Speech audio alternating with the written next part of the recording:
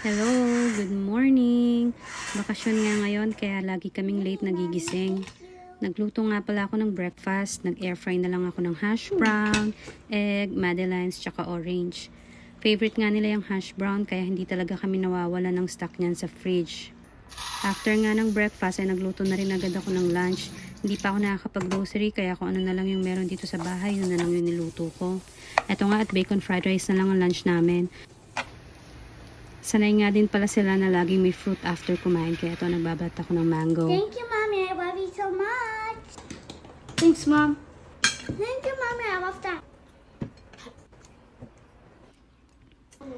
Nakakatuwa naman ng kahit anong lutuin ko, very appreciative sila. At tignan nyo naman, inuubos at simot talaga nila yan. Tinuturuan ko na nga din sila maglikpit ng sarili nilang pinagkainan. Pagkatapos nga ng lunch, ayan, maglalaro na sila sa room nila. Si kuya hindi na yan masyadong naglalaro ng toys, more on online games na siya. At dahil nga busy sila maglaro, ay may time naman akong magpahinga. Dito nga sa massage chair ang favorite spot ko kasi talaga namang nakaka-relax. Nagluto na nga din pala ako ng pork silog for dinner pero hindi ko na video.